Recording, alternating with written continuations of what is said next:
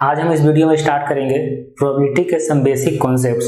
तो आज हम इस वीडियो में डिस्कस करने वाले हैं एक्सपेरिमेंट क्या होता है, रैंडम एक्सपेरिमेंट क्या होता है, उसके बाद है सैंपल स्पेस, इवेंट क्या होता है, डेफिनेशन ऑफ प्रोबेबिलिटी क्या होगा, वैल्यू ऑफ प्रोबेबिलिटी क्या होगा, कंप्लीमेंट ऑफ एन इवेंट किसे कहते हैं, odds in favour of an event, odds against of an event, mutually exclusive event and exhaustive events. ये सभी प्रोबेबिलिटीज के सम बेसिक कॉन्सेप्ट है। आज इस लेक्चर में हम लोग इस सभी टॉपिक्स के बारे में डिटेल से स्टडी करेंगे।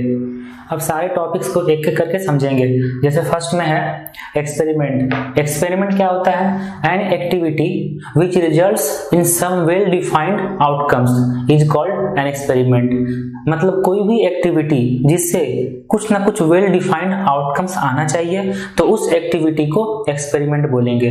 जैसे प्रोबेबिलिटी चैप्टर में एक्सपेरिमेंट का मतलब एक कॉइन को अगर टॉस करेंगे तो उससे या तो हेड आएगा या फिर टेल आएगा, यही दोनों वेल डिफाइंड आउटकम्स है, तो ये एक एक्सपेरिमेंट हुआ।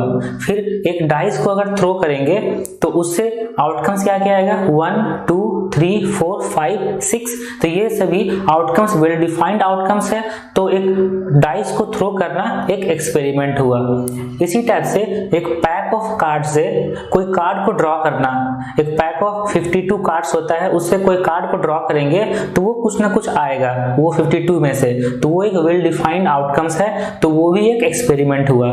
ठीक है, एक्सपेरिमेंट समझ में आया कि an activity which results in some well defined outcomes is called an experiment. Okay, next है random experiment. An experiment whose outcomes cannot be predicted with certainty is called a random experiment. मतलब ऐसा experiment जिसमें हम पहले से predict नहीं कर सकते हैं कि क्या सर्टेन आउटकम्स आएगा, तो वो एक्सपेरिमेंट हो जाएगा रैंडम एक्सपेरिमेंट। मतलब एक कॉइन को टॉस करेंगे, एक कॉइन को अगर टॉस करेंगे तो उससे तो पहले से कोई डिसाइड ही नहीं कर सकता ना कि हेड ही आएगा, वो श्योर नहीं है, सर्टेन नहीं है, तो या तो हेड भी आ सकता है या फिर टेल भी आ सकता है, तो ये एक एक्सपेरिमेंट रैंडम एक्सपेरिमेंट है।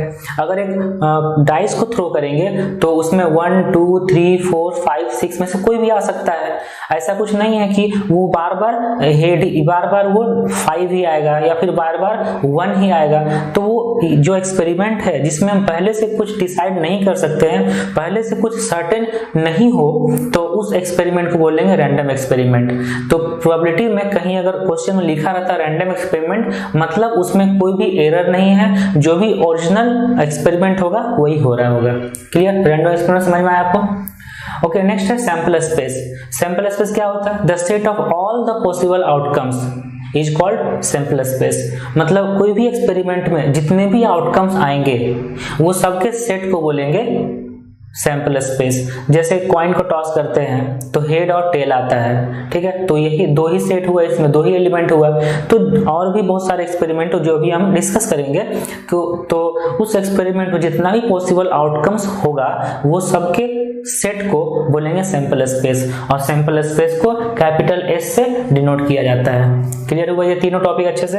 अब हम लोग देखते हैं sample space for some important experiment. कुछ इंपॉर्टेंट एक्सपेरिमेंट का सैंपल स्पेस देखते हैं। तो यहाँ फर्स्ट में है ऑन टॉसिंग अ कॉइन। एक सिंगल कॉइन को टॉस करेंगे तो सैंपल स्पेस क्या आएगा? हेड और टेल, तो यही इसका सैंपल स्पेस हो गया, जिसमें कितना एलिमेंट है? जिसमें 2 एलिमेंट है। नेक्स्ट है on tossing a pair of coins. जब पेयर ऑफ कॉइन्स को टॉस करेंगे तो सैंपल स्पेस क्या होगा? Head tail, tail head, head head और टेल टेल, ये 4 आएगा। ऑन टॉसिंग 3 कॉइन्स साइमल्टेनियसली, अगर 3 कॉइन को टॉस करेंगे तब सैंपल स्पेस क्या होगा? Head head head, head head tail, head tail head, head tail tail, और इस तरह से 8 पूरा। तो ये है कैसे? देखिए, ये जो चारों है, ये चारों के पहले में हेड लगा दिए, फिर ये चारों के पहले में टेल लगा दिए, तो ये 8 एलिमेंट आया। तो इस तरीके से हम कॉइन को टॉस करेंगे तो सैंपल स्पेस मिलेगा। तो अब इसमें 2 एलिमेंट, इसमें 2 एलिमेंट है, इसमें 4 एलिमेंट है, इसमें 8 एलिमेंट है, तो कोई एक स्पेसिफिक फॉर्मूला होना चाहिए ना, जिससे अगर n नंबर ऑफ कॉइन को टॉस करेंगे तो सैंपल स्पेस में कितना एलिमेंट होगा। तो उसके लिए देखिए, अगर n कॉइन को टॉस करेंगे तो सैंपल स्पेस में नंबर ऑफ एलिमेंट होगा 2 to the power n, अगर n कॉइन को टॉस कर रहे हैं तब। क्लियर हुआ कॉइन को टॉसिंग के लिए सैंपल स्पेस। तो क्या अब नेक्स्ट है थ्रोइंग अ सिंगल डाइस। एक सिंगल डाइस को थ्रो करेंगे तो सैंपल स्पेस होगा 1 2 3 4 5 एंड 6, ये 6 एलिमेंट होगा इसमें। अब throwing a pair of dice, pair of dice को थ्रो करेंगे तब इसमें सैंपल स्पेस कितना होगा 1 1 1 2 up to 1 6 2 1 2 2 up to 2 6 and similarly 6 1 6 2 up to 6 6। ये टोटल हो जाएगा सैंपल स्पेस। इसमें कितना एलिमेंट है देखिए, ये फर्स्ट लाइन में 6, सेकंड लाइन में 6, इसी तरह पूरा 6 होगा, तो टोटल इसमें 36 एलिमेंट होगा, इसमें 6 एलिमेंट होगा। तो इस तरीके से जब डाइस को थ्रो करेंगे तो ये होगा सैंपल स्पेस। इसमें भी एक फॉर्मूला है कि अगर n डाइस को थ्रो करेंगे तो number of element in the sample space होगा 6 to the power n। तो ये हो गया डाइस को थ्रो करने में सैंपल स्पेस। ओके, अब नेक्स्ट है प्लेइंग कार्ड। प्लेइंग कार्ड के बारे में तो आप लोग सुने ही होंगे। तो प्लेइंग कार्ड में टोटल 52 कार्ड्स होते हैं और वो 2 कलर में होते हैं, एक होता है रेड, एक होता है ब्लैक। तो रेड में 26 कार्ड्स एंड ब्लैक में 26 कार्ड्स। अब रेड का भी 2 पार्ट होता है, एक होता है हार्ट जिसमें 13 कार्ड्स होते हैं, एक होता है डायमंड जिसमें भी 13 कार्ड्स होते हैं। और ब्लैक में होते हैं स्पेड और क्लब। स्पेड में भी 13 कार्ड्स एंड क्लब में भी 13 कार्ड्स। ये चारों heart, diamond, spade and club, इसको बोलते हैं 4 suits. They are 4 suits in a pack of playing card. ठीक है, 2 कलर में आ गया और ये 4 सूट्स हो गया। तो अब देखिए किसी एक सूट में क्या होता है, इतना सारा कार्ड होता है। जैसे हार्ट के बारे में देखते हैं तो हार्ट में क्या क्या कार्ड होता है, एस होता है एक होता है किंग, एक होता है क्वीन, एक होता है जैक, फिर 10 9 8 7 6 5 4 3 2, इतना सारा कार्ड होता है। ये टोटल हो गया 13 कार्ड। तो जिस तरह से एक सूट में जितना कार्ड हो गया इतना ही कार्ड सेकेंड सूट में भी होगा, इतना ही कार्ड थर्ड सूट में भी होगा, इतना ही कार्ड फोर्थ सूट में भी होगा। इस तरीके से 13 13 13 13 टोटल 52 कार्ड हुआ। तो अब देखिए यहाँ पे ये तीनों को किंग, क्वीन, जैक, ये तीनों को बोला जाता है फेस कार्ड। जब भी क्वेश्चन में आएगा फेस कार्ड तो ये तीनों को बोलते हैं फेस कार्ड, क्योंकि इसमें फेस बना हुआ था, क्योंकि इसमें फेस बना होता है ना। किंग में फेस बना होता है, क्वीन में फेस बना होता है, जैक में फेस बना होता है। इस तरीके से ये हो गया प्लेइंग कार्ड। तो इससे रिलेटेड क्वेश्चन आसानी से सॉल्व कर सकते हैं। अब नेक्स्ट है इवेंट। इवेंट क्या होता है? A subset of the sample space S is called an event। जितना भी सैंपल स्पेस है उसके सबसेट को ही बोलेंगे इवेंट। अब इवेंट कैसे डिसाइड करेंगे कि क्या होगा, क्योंकि सैंपल स्पेस सबसेट तो बहुत सारा एलिमेंट हो सकता है, बहुत सारा सेट हो सकता है। तो कैसे डिसाइड करेंगे कि सैंपल स्पेस का सबसेट क्या लेना है जो इवेंट होगा? तो ये आपको बता दें कि इवेंट क्या होगा ये क्वेश्चन में क्लियर होगा कि इवेंट क्या होगा। बस इतना दिया होगा कि वो सैंपल स्पेस का सबसेट होगा। जैसे यहाँ पे एग्जांपल लेते हैं, on throwing a single dice getting an odd number. एक सिंगल डाइस को थ्रो करेंगे तो ऑड नंबर मिलना, ऑड नंबर आना, ये एक इवेंट हो गया। देखिए जब एक सिंगल डाइस को थ्रो करेंगे तो सैंपल स्पेस में क्या क्या एलिमेंट होगा, 1 2 3 4 5 and 6 and getting an odd number. अब ऑड नंबर क्या क्या उसमें है, 1 3 5, तो ये तीनों ऑड नंबर हुआ। तो ये तीनों सैंपल स्पेस मतलब 1 to 6 एलिमेंट का सबसेट है। तो ये एक इवेंट हो गया। तो इवेंट समझ में आया आपको? इवेंट क्या होता है, सैंपल स्पेस का सबसेट। तो यहाँ पे इवेंट हो जाएगा। अच्छा, इवेंट को कैपिटल ई से डिनोट करते हैं, इवेंट को कैपिटल ई से डिनोट करते हैं। तो यहाँ पे ई इक्वल टू आ जाएगा 1 3 5, क्योंकि 1 3 5 ही ऑड नंबर है जो एक डाइस में होता है। ओके, नेक्स्ट एग्जांपल है on tossing a pair of dice, pair of coins. Okay, next example है on tossing a pair of coins getting at least 1 head. जब पेयर ऑफ कॉइन को टॉस करेंगे तो सैंपल स्पेस क्या क्या होगा, head head, head tail, tail head और tail tail. ये 4 एलिमेंट होता है सैंपल स्पेस में जब एक पेयर ऑफ कॉइन को टॉस करेंगे तब। और इसमें इवेंट लिखा हुआ getting at least 1 head, getting at least 1 head लिखा हुआ है। तो यहाँ पे इवेंट क्या हो जाएगा, इवेंट हो जाएगा एटलीस्ट वन हेड ना, मतलब एटलीस्ट वन हेड मतलब कम से कम एक हेड होना चाहिए। एक से ज्यादा हेड हो सकता है लेकिन एक से कम नहीं होना चाहिए, तो एटलीस्ट वन हेड में आ जाएगा head head, head tail, tail head, बस यही आ जाएगा। कम से कम एक हेड तो दिख रहा है ना आपको, तो ये हो गया एटलीस्ट वन हेड, तो ये एक इवेंट हो गया। तो इवेंट आपको समझ में आया अच्छे से। अब हम लोग देखेंगे टाइप्स ऑफ इवेंट्स। इवेंट्स कितने टाइप के होते हैं, इसमें फर्स्ट है सिंपल इवेंट। तो सिंपल इवेंट क्या होगा, ऐसा इवेंट जिसमें सिर्फ एक ही एलिमेंट होगा सैंपल स्पेस का, तो वो हो जाएगा सिंपल इवेंट। तो सिंपल इवेंट में हो जाएगा ओनली वन एलिमेंट, मतलब सिंपल इवेंट में सिर्फ और सिर्फ एक ही एलिमेंट होगा सैंपल स्पेस का, तो वो इवेंट को बोलेंगे सिंपल इवेंट। सिंपल इवेंट के एग्जांपल क्या ले सकते हैं हम लोग कि on tossing a pair of coin getting two tails. एक पेयर ऑफ कॉइन को टॉस करते हैं तो सैंपल स्पेस क्या क्या आता है, head head, head tail, tail head, tail tail. तो यहाँ पे लिखा हुआ है कि टू टेल्स, दोनों टेल होना चाहिए, तो एक ही एलिमेंट है ना दोनों टेल होने का, जब दोनों में टेल टेल रहेगा तब, तो ये एक सिंपल इवेंट का एग्जांपल हो गया। ओके, नेक्स्ट है कंपाउंड इवेंट। कंपाउंड इवेंट क्या होता है, मतलब ऐसा इवेंट जिसमें एक से ज्यादा एलिमेंट होगा लेकिन वो सैंपल स्पेस से कम होगा। तो एक से ज्यादा एलिमेंट होगा सैंपल स्पेस से कम होगा तो उसको बोलेंगे कंपाउंड इवेंट। तो कंपाउंड इवेंट के लिए लिख सकते हैं number of element in the event is greater then one but less then number of element in sample space. ये हो गया कंपाउंड इवेंट।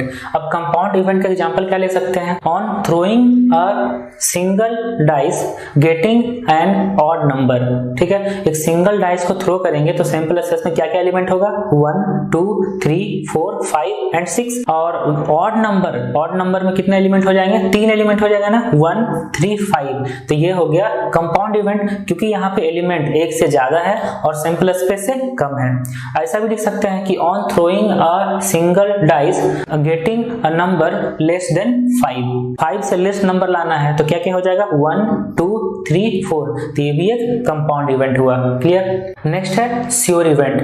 तो श्योर इवेंट जैसा कि इसका नाम से क्लियर है, श्योर इवेंट मतलब ऐसा इवेंट जिसमें number of element, total number of element in sample space का इक्वल हो जाएगा, मतलब event equal to sample space हो जाएगा। तो ऐसा लिख सकते हैं event equal to sample space. तो श्योर इवेंट समझ में आया। तो श्योर इवेंट के एग्जांपल क्या ले सकते हैं हम लोग कि on throwing a single dice the outcomes is, या फिर ऐसा बोल सकते हैं on throwing a single dice getting a number which is less than 7। तो लेस देन 7 नंबर आना ये एक श्योर इवेंट है। कैसे, इसमें क्या क्या नंबर आ जाएगा, 1 2 3 4 5 6, ये सारे नंबर आ जाएंगे जो सैंपल स्पेस में है। तो ये एक एग्जांपल हो गया श्योर इवेंट का। ओके, नेक्स्ट है इम्पॉसिबल इवेंट। इम्पॉसिबल इवेंट क्या होता है, जैसा कि इसका नाम से क्लियर है, इम्पॉसिबल मतलब वो इवेंट हो ही नहीं सकता है। इम्पॉसिबल इवेंट मतलब ऐसा इवेंट जिसमें नंबर ऑफ एलिमेंट 0 होगा, मतलब वो एक एम्प्टी सेट होगा। तो लिख सकते हैं E = 5। मतलब इम्पॉसिबल इवेंट के एग्जांपल क्या ले सकते हैं हम लोग, on throwing a single dice getting a number greater than 6। तो 6 से ग्रेटर नंबर चाहिए, तो 6 से ग्रेटर नंबर तो डाइस में होता नहीं है, इसीलिए इस इवेंट में कोई भी एलिमेंट नहीं होगा। इस तरीके से ये हो गया इम्पॉसिबल इवेंट जिसमें कोई भी एलिमेंट नहीं होगा। इसे 5 से डिनोट करते हैं, 5 मतलब एम्प्टी सेट। ओके, अब नेक्स्ट है equally likely event. Equally likely event का क्या मतलब हुआ, जब एक एक्सपेरिमेंट करते हैं तो उसका जितना भी आउटकम्स होते हैं वो सारे आउटकम्स का चांसेस सेम होना चाहिए। जैसे अगर एक डाइस को थ्रो करते हैं तो 1 का आने का जितना चांस है 2 का आने का भी उतना ही चांस है, 3 का आने का भी उतना ही चांस है। इस तरीके से सारे आउटकम्स का आने का चांसेस सेम है, तो ये सारे आउटकम्स को इक्वली लाइकली इवेंट बोलते हैं। क्लियर हुआ। अगर एक कॉइन को टॉस करते हैं तो हेड का आने का जितना चांस है टेल का आने का भी उतना ही चांस है। तो ये सारे एलिमेंट्स, ये सारे इवेंट्स हो गए इक्वली लाइकली इवेंट्स। तो अगर क्या होगा जब उसको इक्वली लाइकली इवेंट नहीं बोलेंगे, जैसे मान लीजिए कि एक डाइस है, तो एक डाइस है उसका 2 फेस में 1 कर देते हैं, 2 फेस में 1 कर देते हैं, फिर 2 3 4 5 ऐसा।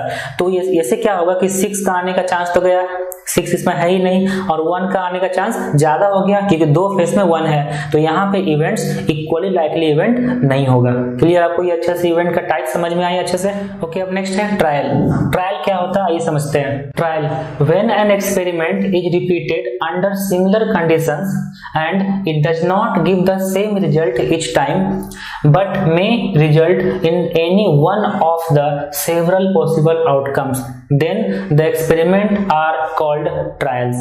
तो ट्रायल क्या होता है? जब किसी एक्सपेरिमेंट को सिमिलर कंडीशन में बार बार रिपीट करते हैं और उसे हर बार सेम रिजल्ट, जरूरी नहीं है कि सेम रिजल्ट आना चाहिए, तब उस एक्सपेरिमेंट को हम लोग ट्रायल बोलेंगे। मतलब अगर एक कॉइन को टॉस कर रहे हैं तो ऐसा जरूरी नहीं कि बार बार हेड ही आएगा, ये हेड भी आ सकता है और टेल भी आ सकता है। मतलब सिमिलर कंडीशन में एक्सपेरिमेंट को रिपीट किया जा रहा है, तब उस एक्सपेरिमेंट्स को बोलते हैं ट्रायल। क्लियर हुआ ट्रायल? अब हम लोग देखते हैं प्रोबेबिलिटी का डेफिनेशन, कि इसका बेसिक डेफिनेशन क्या होता है। Let S be the sample space, then the probability of occurrence of an event E is denoted by P of E and is defined as P of E equal to NE by NS। मतलब NS क्या है? Number of element in sample space, NE क्या है? Number of element in the event.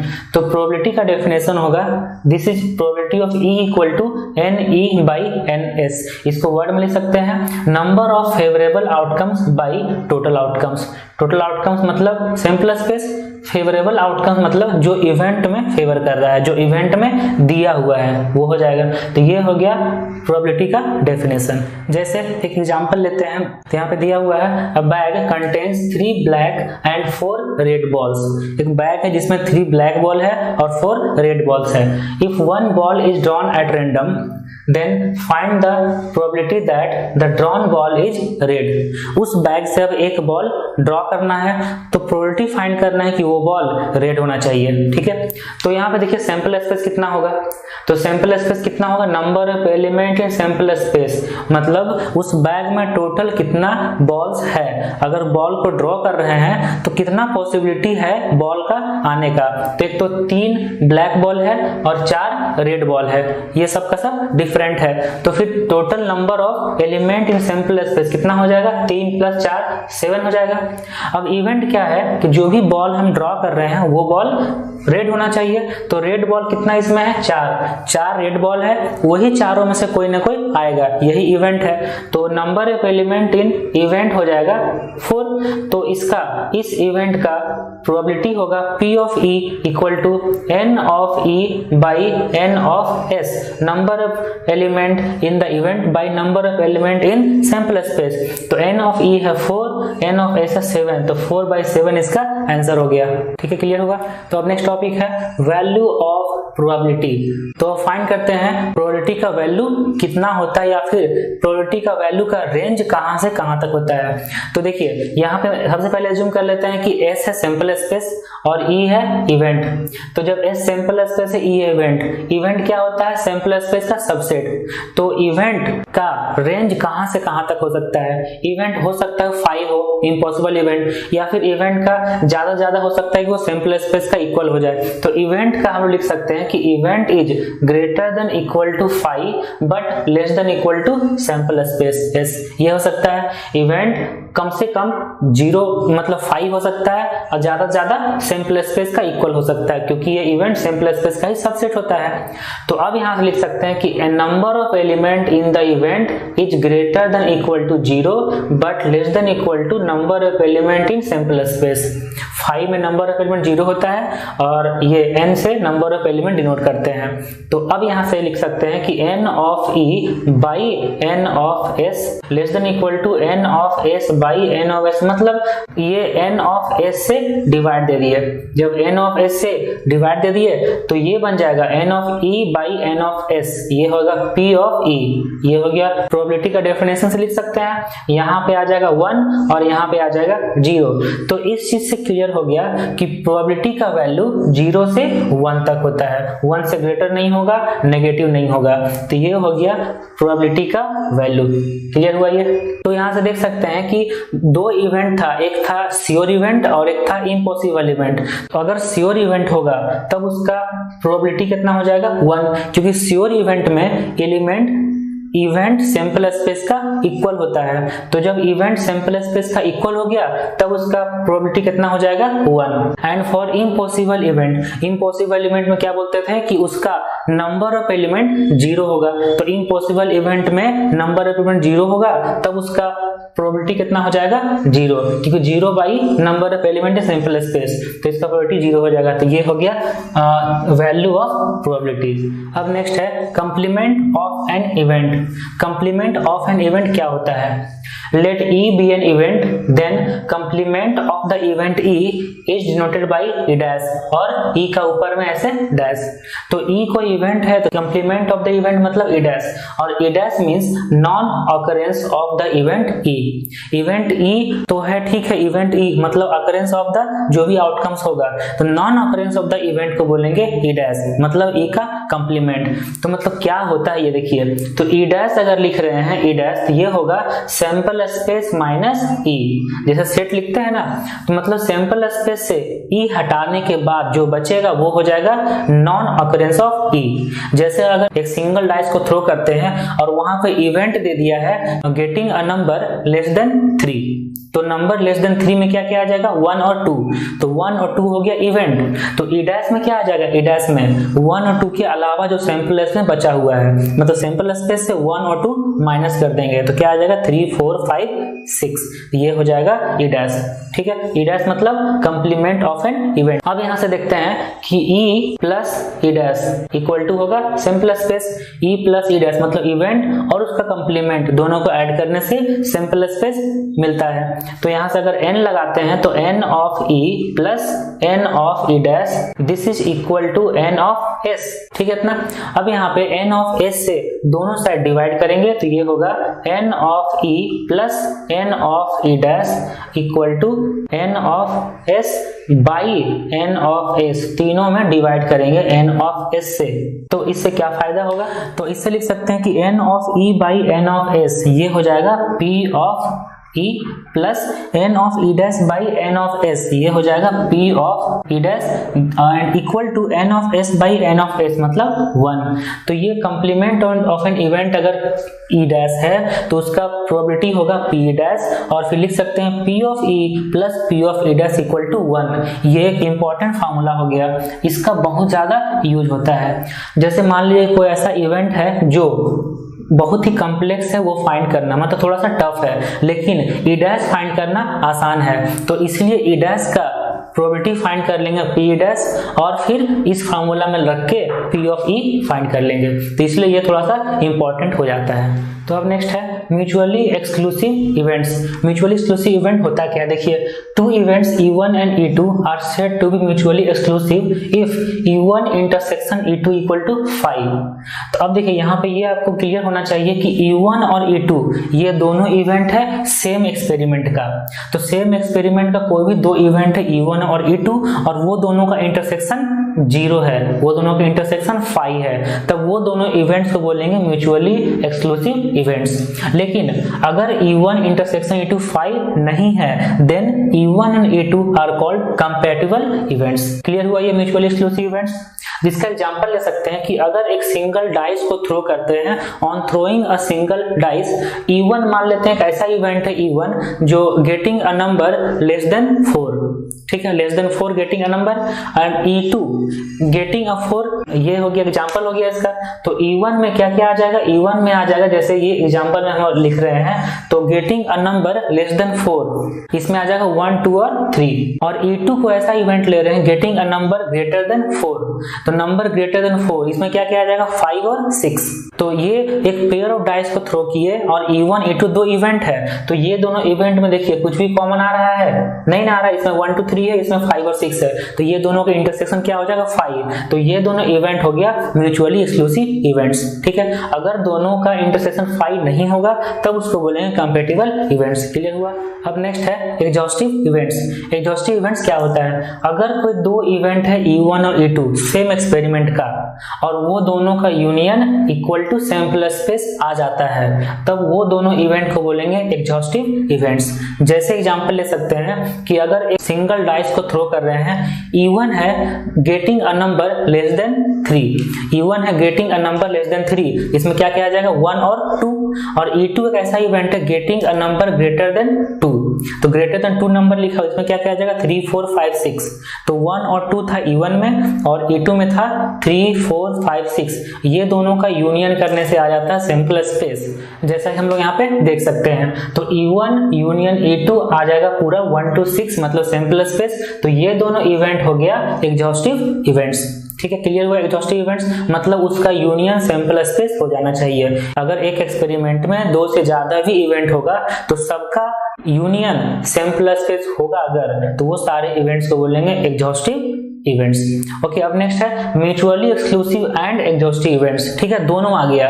तो mutually exclusive मतलब intersection 5 होना चाहिए और एग्जॉस्टिव मतलब यूनियन होना चाहिए सैंपल स्पेस। मतलब ऐसा अगर लिखा हो mutually exclusive and exhaustive event तो यहाँ पे होगा E1 intersection E2 equal to 5 and E1 union E2 equal to S। ये दोनों कंडीशन सेटिस्फाई होना चाहिए, तभी वो होगा mutually exclusive and exhaustive events. जैसे ये वाला एग्जांपल है, ये वाला एग्जांपल में कुछ कॉमन नहीं है क्योंकि ये 1 2 है, ये 3 4 5 6 है, तो ये म्यूचुअली एक्सक्लूसिव होगा और इसका यूनियन करने से सैंपल स्पेस भी आ रहा है, तो ये हो जाएगा एग्जॉस्टिव भी। तो इस एग्जांपल को लिख सकते हैं कि ये mutually exclusive and exhaustive event भी है। अगर ऐसा एग्जांपल लेते हैं जो म्यूचुअली एक्सक्लूसिव है लेकिन एग्जॉस्टिव नहीं है, तो उसका एग्जांपल क्या ले सकते हैं कि on throwing a single dice E1 is the event that getting a number less than 3। E1 एक ऐसा इवेंट है जो नंबर लेस देन 3 है, उसमें क्या किया जाएगा 1 2, and E2 is the event that getting a number greater than 4। तो ग्रेटर देन 4 है, उसमें क्या किया जाएगा 5 और 6। तो 1 2 और 5 6 इसमें कुछ भी कॉमन नहीं है, तो वो म्यूचुअली एक्सक्लूसिव हुआ। लेकिन ये दोनों का यूनियन करेंगे तो क्या आ जाएगा 1 2 और 5 6, इसका यूनियन करने से सैंपल स्पेस नहीं आया, तो ये एग्जॉस्टिव इवेंट्स नहीं हुआ। तो इस तरीके से हम देख सकते हैं म्यूचुअली एक्सक्लूसिव इवेंट क्या होता है एंड एग्जॉस्टिव इवेंट क्या होता है। क्लियर हुआ अच्छे से। अब नेक्स्ट है odds in favour. Odds in favour क्या होता है? Odds in favour of event E is equal to number of element in E by number of element in E dash. मतलब इसको ऐसे वर्ड में बोल सकते हैं कि number of outcomes favourable to the event E by number of outcomes not favourable to the event E। ठीक है, क्लियर हुआ। N E by N E dash को बोलते हैं ऑड्स इन फेवर। और नेक्स्ट है ऑड्स अगेंस्ट। ऑड्स अगेंस्ट क्या होता है? Odds against of event E is equal to N E dash by N E. मतलब ई डैश ऊपर आ जाएगा इसमें, तो लिख सकते हैं number of outcomes not favourable to E by number of outcomes favourable to E. तो ये दोनों हो गया odds in favour and odds against. Odds in favour में ई ऊपर रहेगा, ई डैश नीचे रहेगा। ऑड्स अगेंस्ट में ई डैश ऊपर रहेगा और ई नीचे रहेगा। ठीक है, जैसे एग्जांपल लेते हैं कि if P of E equal to 2/5, P of E equal to 2/5 दिया हुआ है और फाइंड करना odds in favour and odds against. तो P of E equal to 2/5, इसका मतलब N of E equal to हो जाएगा 2 and N of E dash. N of E dash find करने के लिए पहले लिखना पड़ेगा N ऑफ S। तो N ऑफ S हो जाएगा 5, यहाँ पे दिया हुआ है। तो N of E dash, N of E dash कितना होगा? 5 - 2 मतलब 3। ठीक है, इतना लिख सकते हैं कि N of E equal to 2 हो जाएगा और N of S equal to 5 हो जाएगा। तो N ऑफ E डैश आ गया 3। अब फाइंड करना ऑड्स इन फेवर। तो ऑड्स इन फेवर होता है N of E by N of E dash. तो N ऑफ E है 2 और N ऑफ E डैश है 3, तो ऑड्स इन फेवर हो जाएगा 2/3 एंड ऑड्स अगेंस्ट हो जाएगा N of E dash by N of E ना, तो ये हो जाएगा 3/2। क्लियर हुआ। तो ये था odds in favour and odds against. Hope आप लोगों को आज का लेक्चर बहुत अच्छे से समझ में आई होगी। ये था, इसमें हम लोग क्या डिस्कस किए? इसमें डिस्कस किए हम लोग बेसिक कॉन्सेप्ट्स ऑफ प्रोबेबिलिटी। बहुत ही इंपॉर्टेंट टॉपिक थे जो आज हम लोग बहुत अच्छे से समझा है और होप आप लोग ये बहुत अच्छे से क्लियर होगा। तो नेक्स्ट लेक्चर में हम लोग डिस्कस करेंगे इस पर बेस्ड सम इंपॉर्टेंट क्वेश्चंस, जो बेसिक क्वेश्चंस होंगे, जो आपको प्रोबेबिलिटी पूरा चैप्टर में आगे बहुत काम आने वाला है। सो आप बहुत अच्छे से पढ़ो इसको। Okay, wish you all the best.